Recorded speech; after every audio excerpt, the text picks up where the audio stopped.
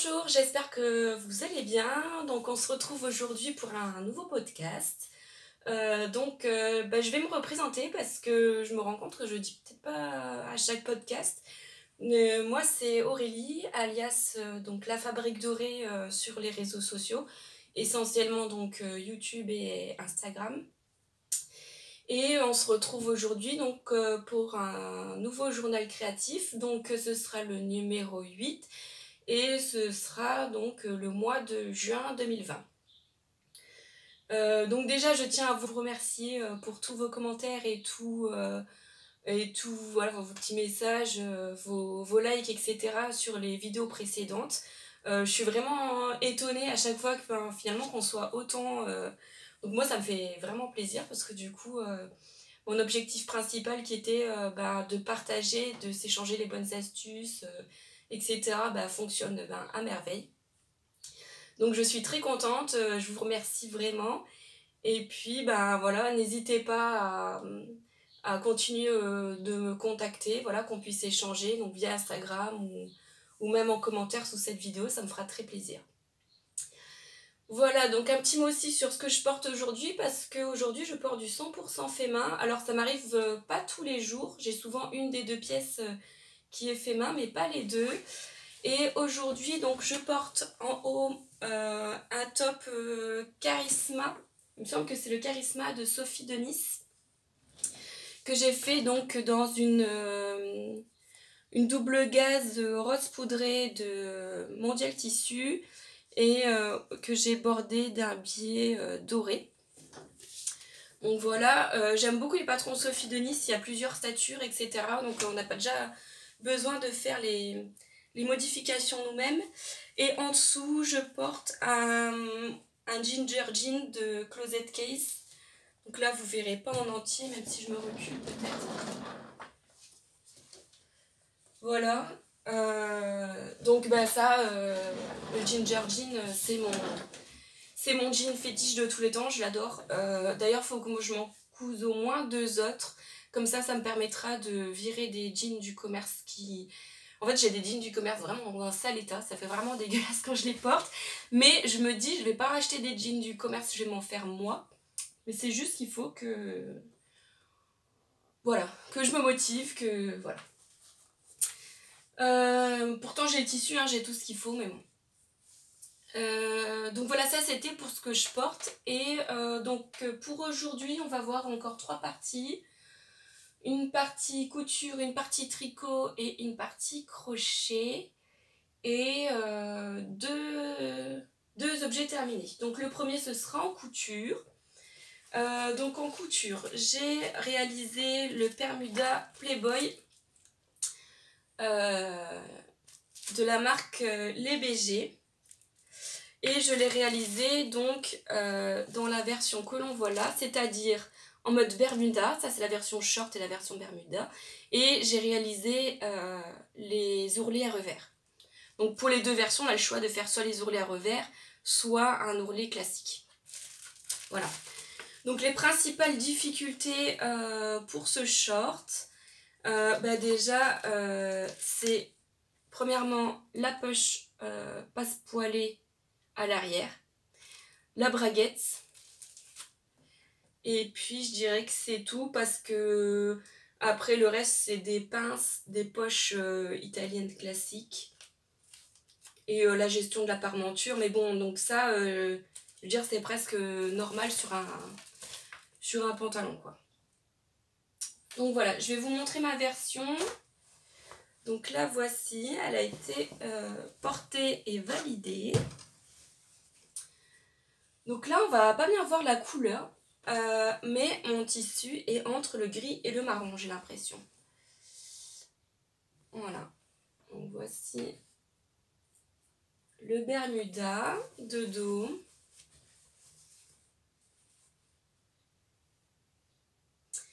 Voilà. Alors, pour montrer un petit peu plus les détails, donc sur l'avant,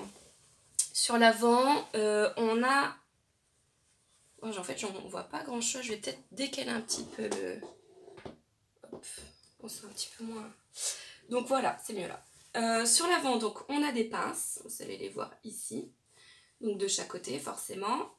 Donc on a aussi les poches, que moi j'ai choisi de doubler dans un tissu un petit peu plus flashy pour l'intérieur des poches. Donc bien sûr les poches se composent d'un fond de poche et d'une poche et d'un fond de poche, voilà c'est ça. Tout est surpiqué. Sur l'avant donc on a aussi la braguette. Donc là, hop, voici la braguette avec donc les surpiqûres. Voilà comme ça se présente à l'intérieur. Je vais même montrer comme ça, voilà. Et donc ça c'est pour l'avant. On a les petits passants de ceinture, donc ils sont aussi bien à l'avant qu'à l'arrière. À l'arrière, on a aussi de chaque côté des petites pinces. 2 de chaque côté, pour le coup. Et on a la poche passe-poilée qui est quand même assez profonde si je mets ma main dedans. Donc voilà comment elle se présente. Qu'est-ce qu'elle me fait là?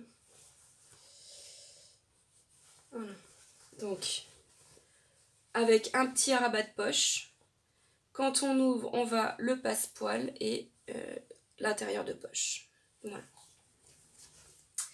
Et enfin, donc pour le bas, des vrais ourlets à revers. Donc c'est vraiment super propre. À l'intérieur, c'est nickel, quoi. Voilà. Voilà. J'ai bien aimé faire ces ourlets. Donc voilà, alors honnêtement, énormément de choses à dire sur ce pantalon. Je ne sais pas si vous l'avez déjà fait. Moi, c'est pas la première fois que je fais, on va dire, un pantalon, même si c'est un Bermuda, c'est exactement la même chose. Hein.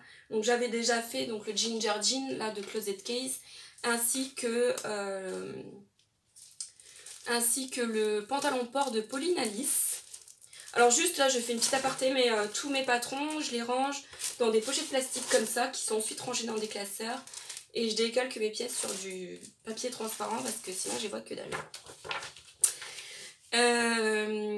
Donc du coup, je disais, c'est pas mon premier pantalon, j'ai déjà fait mon tout premier, c'était le port trouser donc de Pauline Alice. Où au niveau de la braguette, j'avais réussi, mais honnêtement, voilà, fallait bien comprendre, bien être posé, voilà, fallait pas de perturbation, quoi.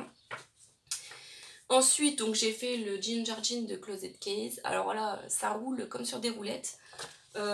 Franchement, pour moi, c'est la meilleure pose de braguette. Honnêtement, facile, compréhensible. C'est vraiment du velours, quoi. Vraiment, je comprends même pas comment ça se fait qu'on monte pas toutes les braguettes comme ça, quoi. Enfin, pourquoi s'embêter à faire des trucs difficiles alors qu'il existe des méthodes simples?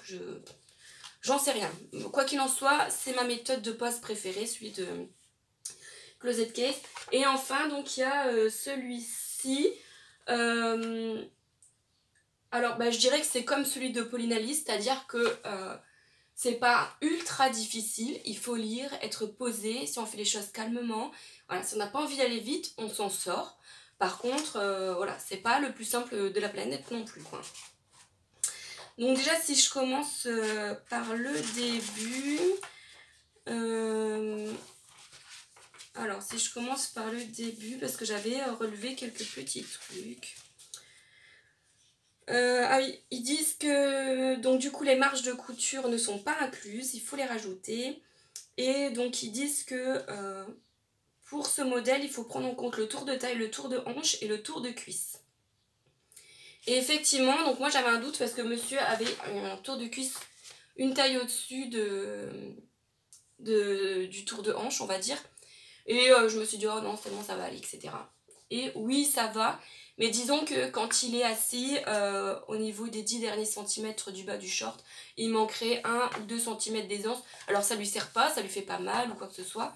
Mais avec 1 ou 2 cm d'aisance de plus, ce serait bien. Debout, il n'y a pas de problème, mais assis, on va dire comme la cuisse est plus contractée. Voilà, donc là je ferai la modification pour la prochaine fois, mais du coup tenez bien compte du tour de cuisse, c'est important. Donc voilà, au niveau ensuite, donc on a un tableau des tailles, pas un tableau des tailles, ce que je veux dire c'est qu'il y a oui, un tableau des tailles, oui, mais ce que je voulais dire c'est au niveau des tissus à couper. Donc là, j'ai été assez étonnée parce que par exemple, les passants de ceinture n'y sont pas quoi.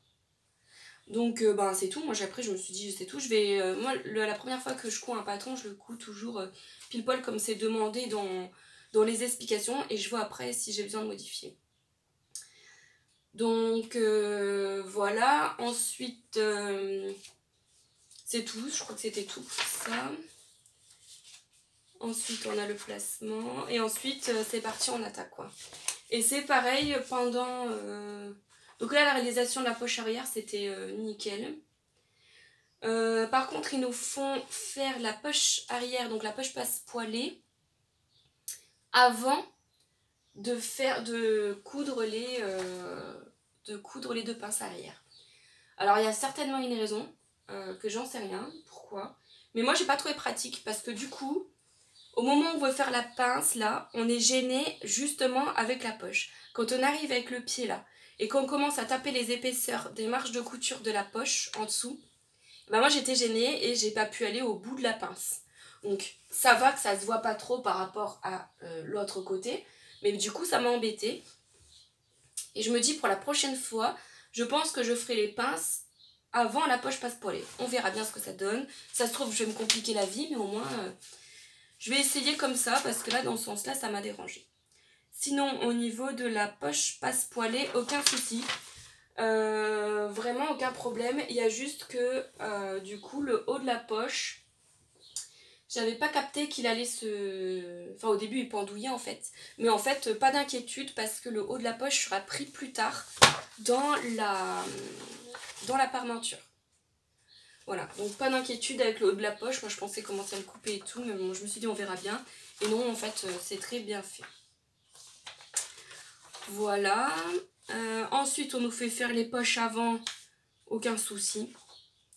On assemble les côtés, etc. Et ensuite on arrive à la braguette. Et je sais plus ce que c'est aussi qu'on nous fait réentoiler une pièce qui n'était pas initialement... donc ça m'a un peu gavé parce que moi ce que j'aime pas, donc moi ce que j'aime bien c'est je coupe tout, j'entoile tout et après c'est parti, on attaque la couture quoi. Après quand en plein milieu de la couture on me dit faut recouper les passants de ceinture, ah putain, bah si j'avais pas laissé de la chute de tissu, enfin voilà quoi. Après il fallait re-entoiler un truc. Après au niveau des ceintures, ça je vous en parlerai après, mais j'ai dû les couper 3 fois. Donc bon, j'étais un petit peu gavée quoi. Voilà, donc on arrive à la pose de braguette. Je pars dans tous les sens complètement, mais en fait je suis un peu pressée, je vais aller travailler après. Du coup j'essaye de faire vite, mais en même temps j'ai des choses à dire. Donc au niveau de la pose de braguette, donc ça va. Il existe un tuto sur YouTube. Il me semble que c'est sur le YouTube de Mondial Tissu, mais je suis pas sûre. Justement des BG où ils montent la braguette, mais de leur pantalon, le chino là. J'ai regardé après coup une fois que j'avais monté la braguette, puisque j'avais un doute sur ma braguette, justement à cause des 2 parements ceinture. Et il s'avère que non, c'était bon. Donc je pense qu'on peut suivre le tuto du pantalon chino pour la pose de la braguette. Ça fonctionne bien, puisque quand j'ai regardé après coup, au final moi j'avais fait pareil.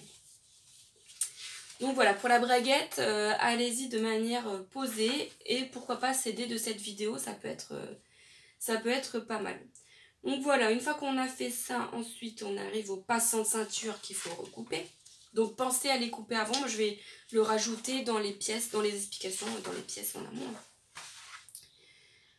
Et ensuite donc on arrive au fameux parement de ceinture. Donc dans les pièces de patron, en fait on a 2 parements de ceinture différents. En fait, sur la pièce de patron, on n'en a qu'une, c'est celle-ci, où on vous dit, bah, coupez ici pour le parement de ceinture, enfin, on va dire la ceinture gauche, et couper jusqu'au bout pour la ceinture droite. Mais sauf que si on coupe ici, enfin déjà il faut rajouter la marge de couture, etc. Donc moi je l'ai décalqué en 2 pièces pour que ce soit plus facile. Et puis il faut bien penser qu'il y en a un qu'on va couper sur l'endroit du tissu et l'autre qu'on va couper sur l'envers du tissu, ou du moins en face miroir. Parce que sinon vous aurez 2 fois un côté droit ou 2 fois un côté gauche. Il faut bien penser à les mettre des 2 côtés. Hein. Donc j'avais fait ça une première fois, sauf que j'avais pas capté. J'avais mis bien un droit, un gauche, mais c'était l'inverse. C'est-à-dire que la grande partie, qui est censée être la partie droite, elle était coupée à gauche, et puis, enfin, vous voyez ce que je veux dire, quoi. Donc ça n'allait pas, j'ai recoupé une deuxième fois, mais là c'était complètement de ma faute. Donc là j'ai bien fait attention, etc. Et en plaçant finalement ma ceinture sur les vraies pièces, là je me rends compte qu'en fait non, il fallait 2 côtés comme ça. C'est-à-dire que si là je vous pose l'exemple, donc là je vais mettre la couture de côté sur la couture de côté du pantalon, et que là je vais jusqu'au bout, je vais bien jusqu'au bout. Alors que ça, c'est censé être la pièce droite où il y a le pantalon, et que là, je suis bien où il y a le pantalon. N'importe quoi, je dis n'importe quoi là. Je reprends. Ça, c'est censé être la pièce de patron de parmenture de ceinture du côté où il y a le bouton. Puisque forcément, où il y a le bouton, c'est la partie qui a été rallongée par la braguette. Alors que l'autre côté où il y a la boutonnière, cette partie est conforme à la pièce du patron. Enfin, je veux dire, il n'y a pas eu de rajout comme ici. Où là, il y a la soupate de braguette qui a été rajoutée en fin de compte. Donc, normalement, cette pièce-ci va bien là où il y a le bouton. Si je vous montre, je mets la pièce de côté sur la couture de côté et je vais bien jusqu'au bout et l'emplacement du bouton est bien placé. Si je suis les indications des pièces, pour l'autre côté, où il y a la boutonnière, je devrais donc avoir 100 moins.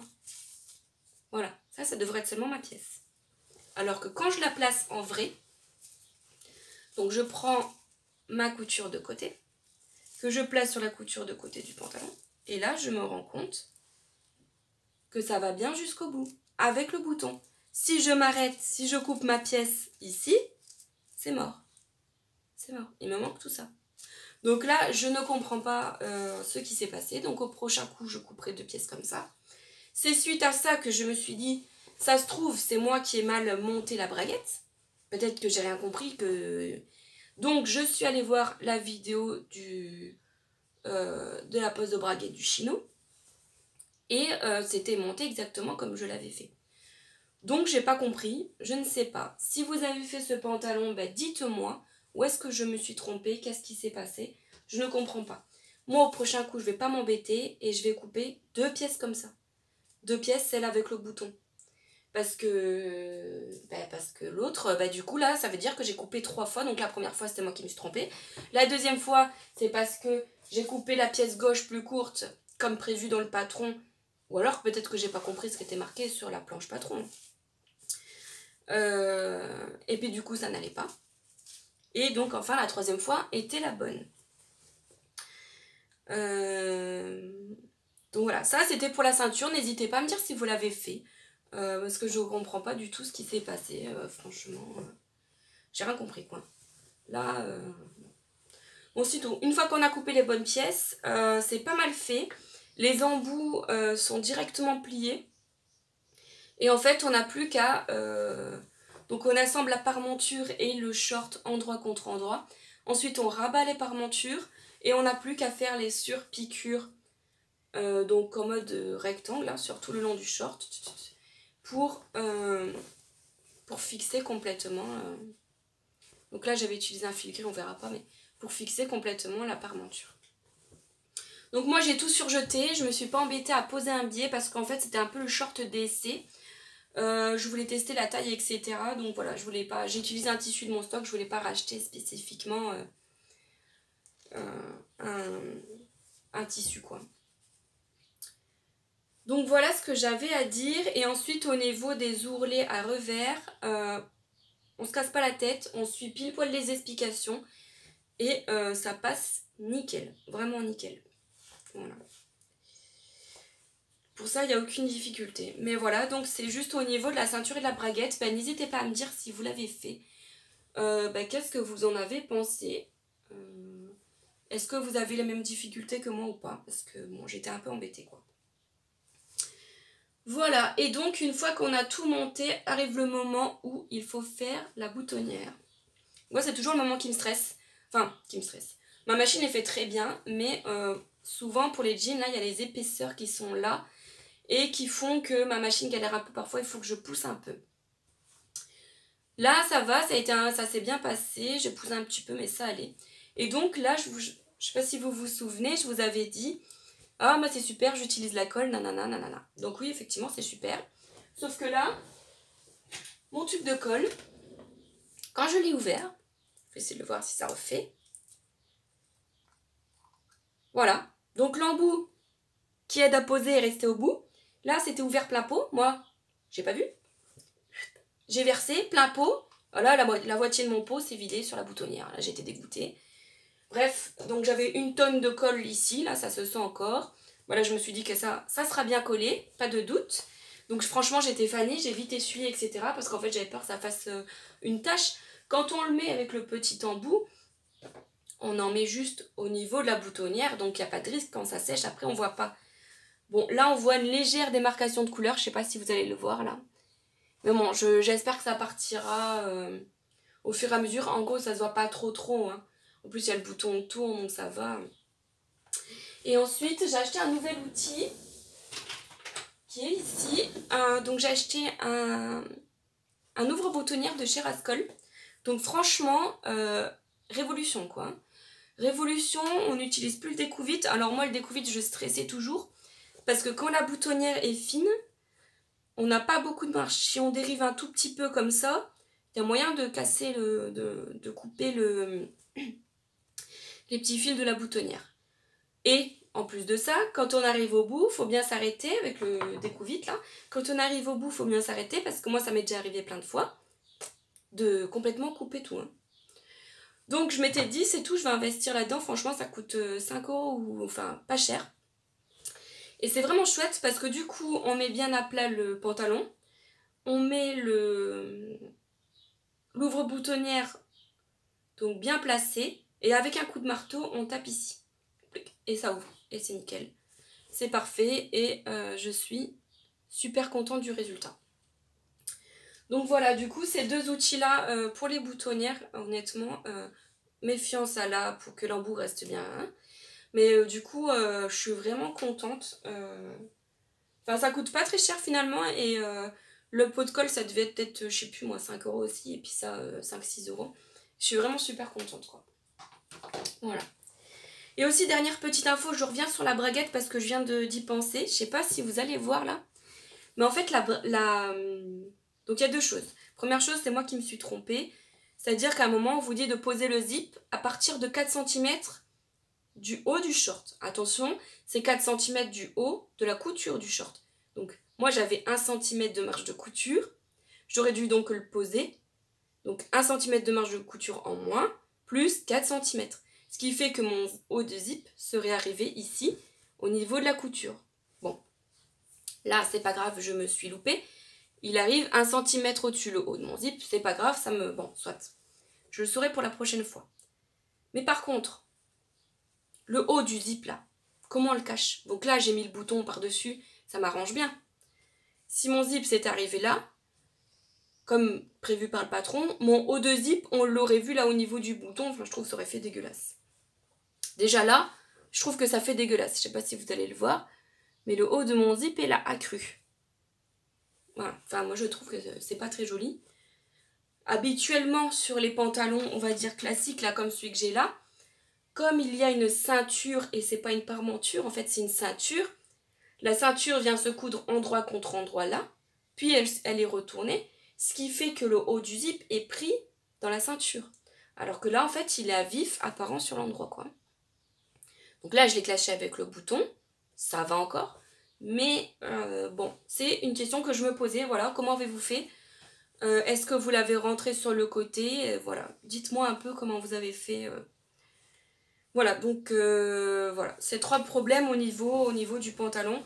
Premièrement, pensez à couper les passants avant, parce que du coup, ça mange pas mal de tissu quand même, donc voilà. Cette histoire de ceinture, avez-vous le même problème que moi? Et puis l'histoire du zip là qui arrive, bon. Voilà. Mais sinon, honnêtement, donc attention, hein, je dis ça, moi c'est ce que je remarque. Ça ne veut pas dire que le patron il est pourri ou quoi que ce soit, hein. Le patron, moi je le trouve super.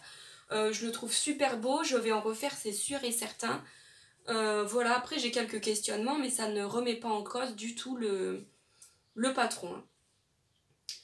Donc voilà pour ce short DBG que je suis vraiment super contente. Je pense pas que vous aurez des photos portées parce que monsieur ne voudra pas.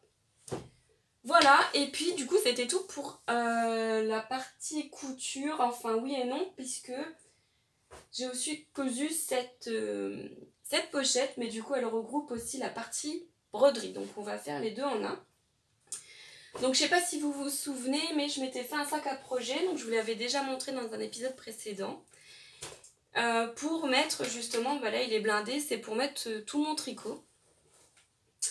Et donc la mère de mon conjoint voulait une pochette aussi. Donc voilà, c'est tout. Je suis partie sur le site de DMC parce que sur le site de DMC, on a énormément de modèles de broderie gratuits. Ils sont très bien faits. Pour chaque modèle, on a les couleurs qui sont employées, enfin les fils DMC employés. On a le nom des points. Donc après, ben, si on ne sait pas faire le point, on va sur YouTube et puis voilà, on a toutes les explications qu'il faut. Et puis, on a le diagramme, le dessin à taille réelle, à décalquer et puis à reporter donc sur notre tissu. Donc là, pour cette pochette, j'ai décidé de broder un bouquet de fleurs. Je crois que ça s'appelle le bouquet de fleurs Cosmos sur le site DMC, je suis plus sûre. Et je me suis régalée. Je sais pas si on aura bien la mise au point. Moi, je me suis régalée honnêtement à coudre ce bouquet. J'ai appris des nouveaux points. Donc si je vous fais un petit peu le détail, là on va voir donc les tiges vertes, là ce sont du point de bouclette. Les feuilles là, je pense qu'on dirait de la lavande ou quoi, c'est du point de nœud. Ensuite on a celui-là, je sais plus, c'est un genre de point, c'est un point en Y, alors je sais plus le nom qu'il a celui-ci.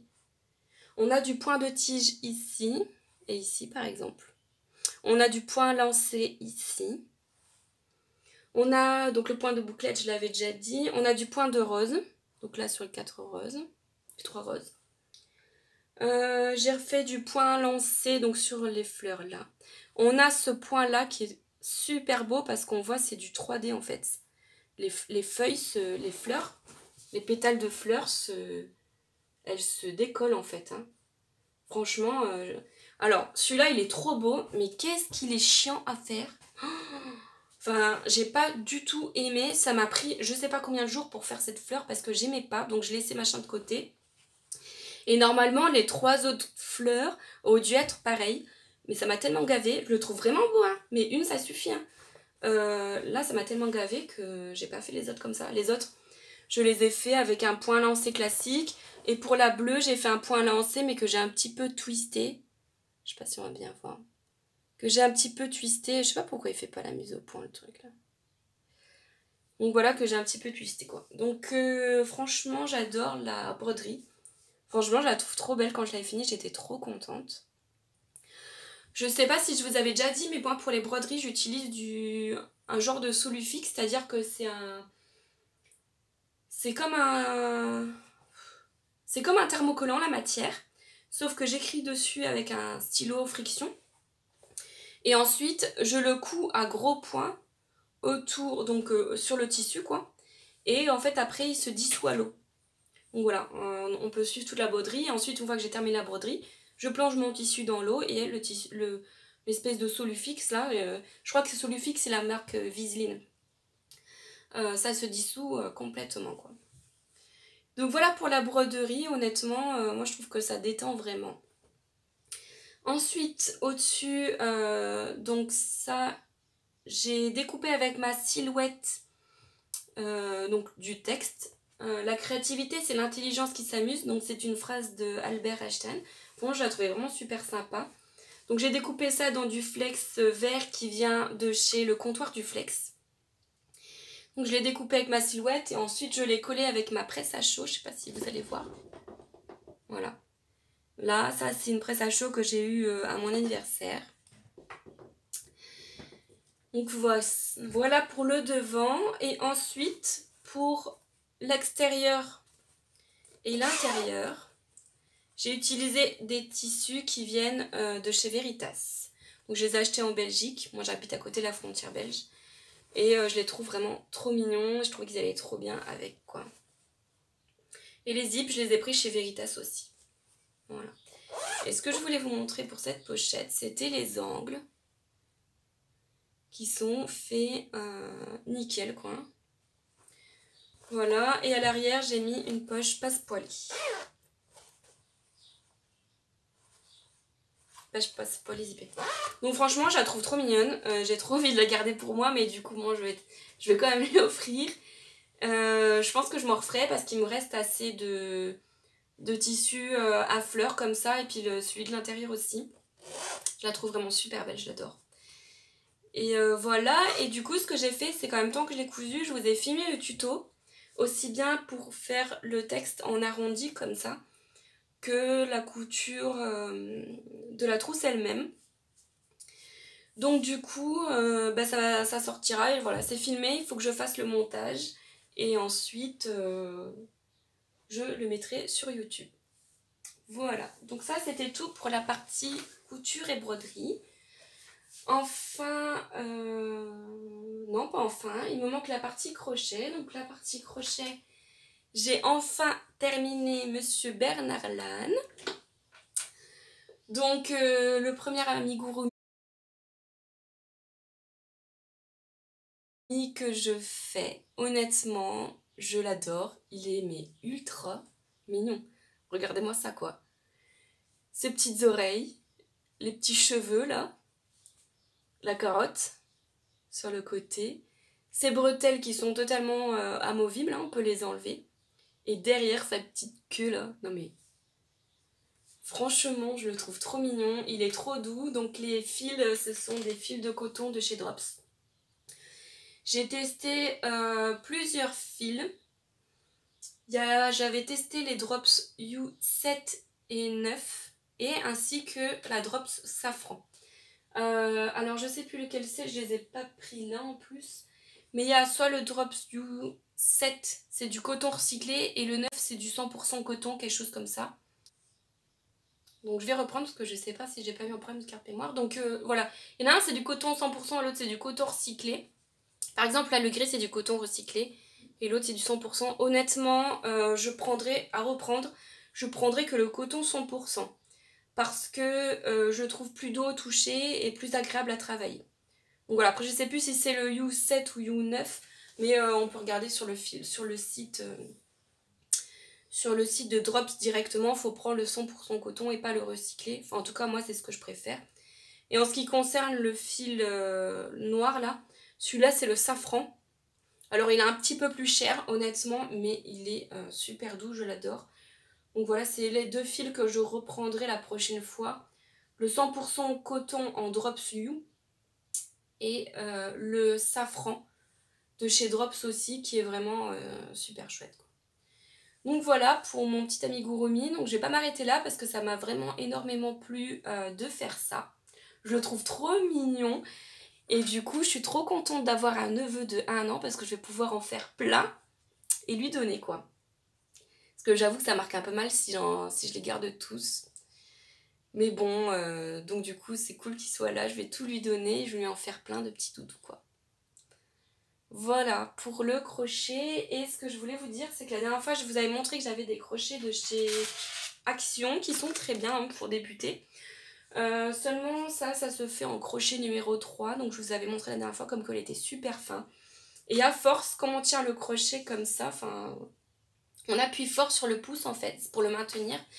Et comme il était super fin, j'avais quand même des douleurs au niveau du pouce. Donc j'ai acheté chez Rascol des nouveaux crochets. Et en fait on peut voir qu'ils sont vachement ergonomiques. Là on a vraiment une bonne prise en main. Donc là si par exemple c'est le 3,5, on a vraiment une bonne prise en main et ça permet de ne pas avoir mal au pouce. Alors pour les comment j'allais dire, les crochets de chez Action, sur les gros crochets il n'y a pas de problème puisque comme c'est assez épais ça va, mais sur les fins j'avais assez mal quand même. Donc c'est tout, j'ai racheté cette boîte. En plus j'ai un peu plus de crochets dans les petites tailles, donc en fait ils complètent assez bien le kit de crochet que j'avais de chez Action. Donc finalement voilà, je vais garder les deux et ce sera complémentaire quoi. Donc voilà, ça c'était pour la partie crochet. Et enfin pour la partie tricot. Donc la dernière fois que je vous ai laissé la partie tricot, j'étais très embêtée puisque j'avais fait mon échantillon. Et mon échantillon ne correspondait pas. Donc je voulais faire le gilet Blossom de Long avec Anna. Et mon échantillon ne correspondait pas à ce qu'il fallait avoir. Je l'avais tricoté en aiguille 3,5. Et je vous demandais vos avis, qu'est-ce qu'il fallait que je fasse, etc. Je trouvais l'échantillon un peu trop ajouré. Là, ça va pas se voir, ça se voit en fait surtout quand je suis face à la lumière. Je trouvais un peu trop ajouré et puis le nombre de mailles n'était pas bon. Je vous avais demandé votre avis et vous m'avez été pas mal me conseillé de le refaire en aiguille 3 mm. Donc c'est ce que j'ai fait, j'ai commandé des aiguilles 3 mm chez Rascol. J'en ai profité pour les prendre en bambou parce que je me suis dit que ça allait moins glisser que en métal. Et puis comme ça je me suis dit je testerai une nouvelle matière. Donc j'ai pris des aiguilles circulaires de la marque Rico Design. Et j'ai refait un deuxième échantillon. Donc le voici, voilà les deux échantillons. Et au final, donc là ça va pas se voir parce que comme je vous dis on n'est pas à contre-jour, mais je le trouve autant ajouré que celui en 3 mm finalement. Enfin que celui en 3,5. Voilà, j'ai pas l'impression que de le faire en 3 mm ça l'a plus resserré. Donc du coup, enfin disons qu'au niveau du rendu visuel, pour moi c'était kiff-kiff quoi. Voilà. Simplement, forcément, avec l'aiguille 3 mm, j'ai encore plus de mailles. Donc on s'éloigne encore plus de l'échantillon recommandé par Lang avec Anna. Mais par contre, le rendu visuel, moi je pensais que ça allait resserrer les mailles et que ça allait être moins ajouré. Et finalement, non. Donc du coup, ça n'allait toujours pas. Donc là, ça m'a gavé parce que je voulais absolument faire ce gilet.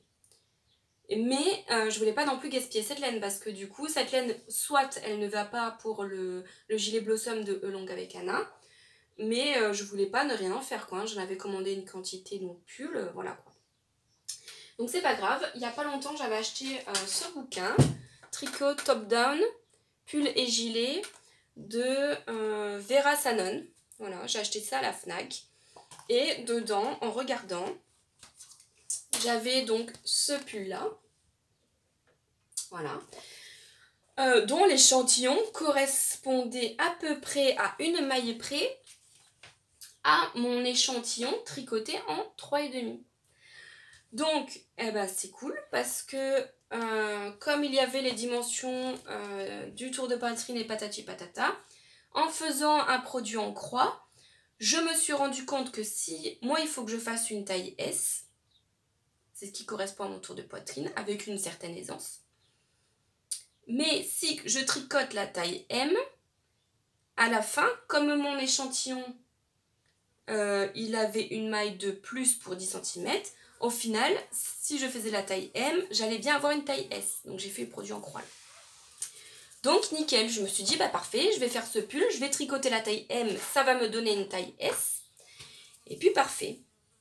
Sauf que là, je sais pas si vous avez ce bouquin, mais moi, ce mois-ci, ça a été le mois de la galère. Hein. Je veux dire, entre là que j'ai galéré, là mon échantillon, j'ai galéré, là le pull, j'ai complètement galéré. Parce que donc je suis les explications, donc c'est bon. Monter X mailles avec le fil nanana. Et rang 1, on vous dit donc ce qu'il faut faire. Donc je commence à faire ce qu'ils me disent. Rang 1.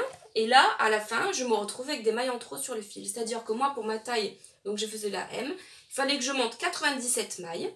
Et quand je tricotais le rang 1, donc il commence à faire placer les marqueurs, etc. pour séparer le devant. Parce que là, c'est un pull manche raglan. Hein. Donc en fait, on va séparer, on va faire le devant. On met un marqueur, on tricote une maille, on met un marqueur pour faire le raglan. Ensuite, on tricote les mailles de la manche. Ensuite, marqueur, maille, marqueur pour faire le raglan du dos. Ensuite, on tricote les mailles du dos. Ensuite, marqueur, maille, marqueur pour faire la démarcation du raglan de cette manche de derrière. On tricote les mailles de la manche. Marqueur, maille, marqueur pour faire ce raglan. Et ensuite, on tricote cet autre devant. On le fait en aller-retour dans un premier temps pour bien creuser le V en fait. Et ensuite, on rejoindra à cet endroit-là avec quelques points de riz parce que là, il y a une espèce de patte de boutonnage en points de riz. Et là, seulement, on fera en rond. Donc moi, c'est ce que j'avais compris que... j'ai pas fait beaucoup de pulls, mais au final, avec le peu que j'ai fait, pour moi, la construction comme ça me paraissait logique.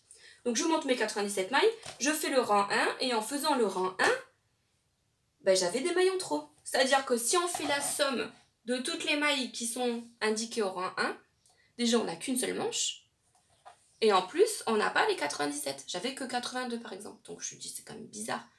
Je regarde avec la taille S. Là, je fais le calcul, ça tombe bien. Et bien, en fait, pas de bol.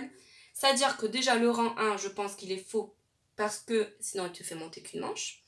Donc, moi, au final, je l'ai remonté comme je viens de vous expliquer là, en plaçant mes marqueurs comme ça. Parce que dès le rang 2 et dès le rang 3, ça refonctionne comme ça.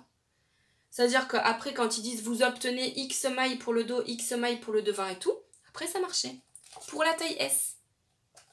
Et en fin de compte, j'ai pas de bol, c'est que j'ai refait tous les calculs, je sais pas si vous allez voir, j'ai griffonné au crayon de papier. Mais en fait, donc j'ai refait tous les calculs. Pour toutes les tailles, ça fonctionne, sauf pour deux tailles, pas de bol, la taille S et la taille XL. Où là, il y a eu des erreurs de calcul qui se sont glissées. Donc ce que j'ai fait, bah, c'est que je suis repartie du début et à chaque rang d'augmentation, j'ai noté combien de chaque partie on allait augmenter. Souvent c'était 2 pour le devant, 2 pour les manches, 2 pour le derrière, sur X rang. Donc à la fin de ce rang là je vais obtenir, voilà, j'ai refait tous les calculs. Et seulement quand on arrive à retomber sur nos pattes, à la fin où on raccorde, où on sépare les manches et le dos, et là j'arrive à retomber sur le nombre de mailles pour la taille M. Voilà.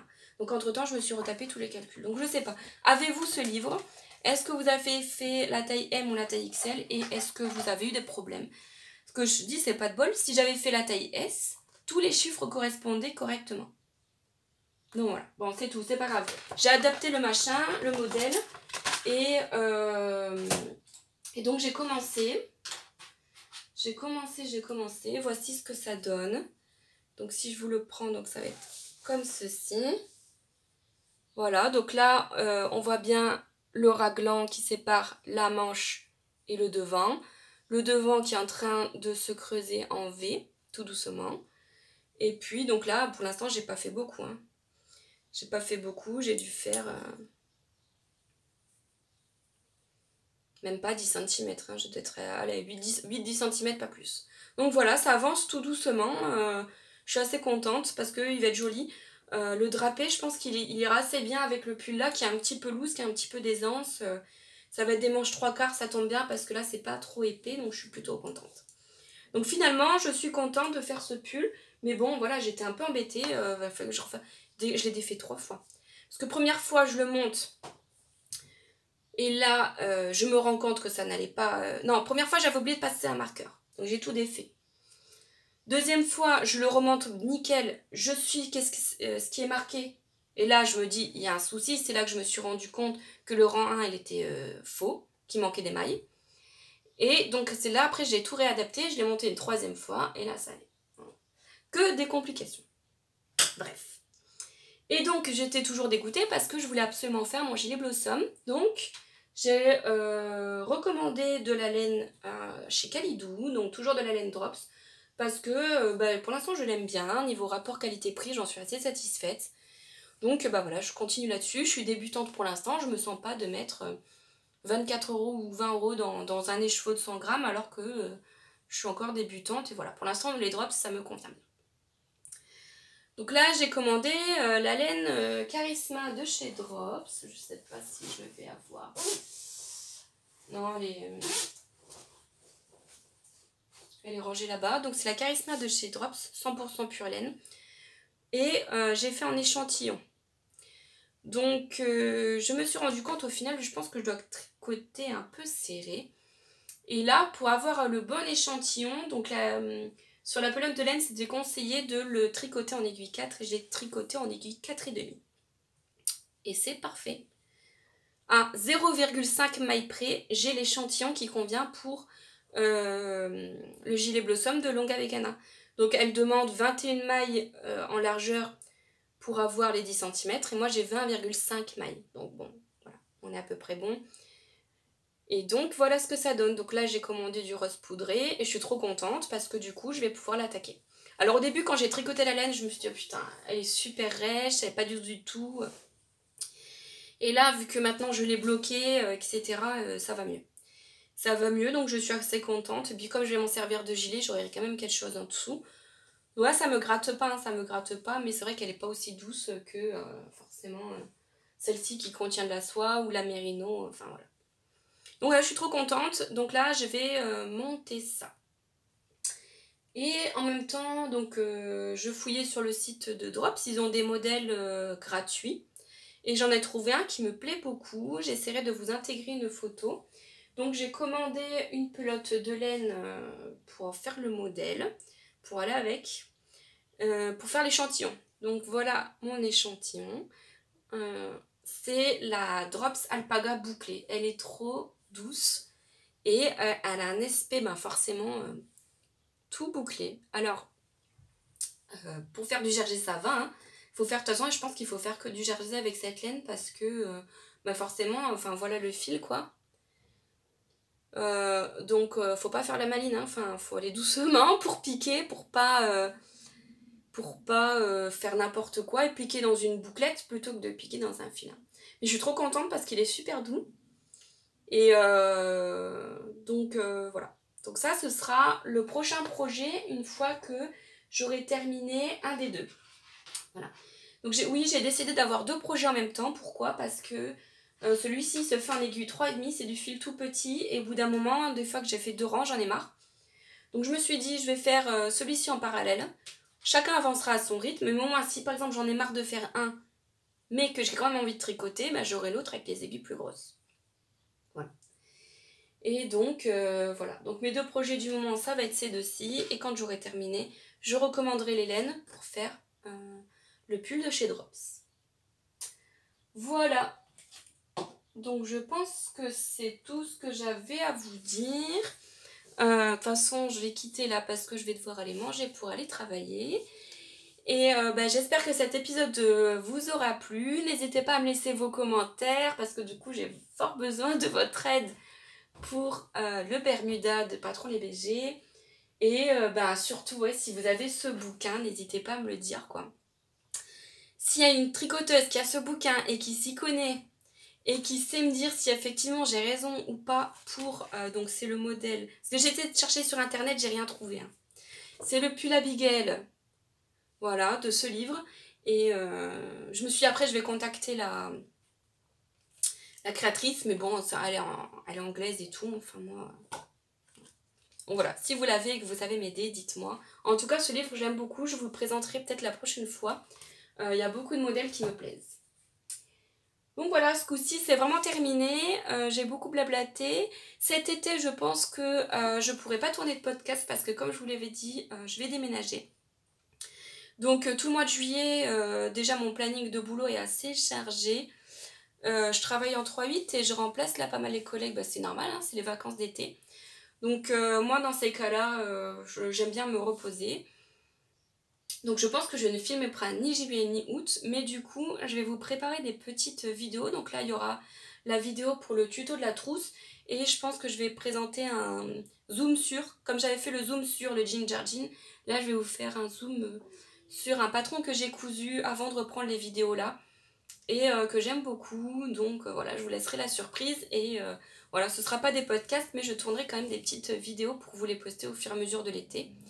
Et on se reverra, je pense, en septembre, alors je sais pas encore, peut-être fin septembre, début octobre, tout va dépendre de mon organisation suite au déménagement. Voilà, bon ben je vais vous laisser parce que j'arrête pas de dire ça depuis le début. Je vous dis à bientôt et puis n'hésitez pas à me laisser vos avis. Salut!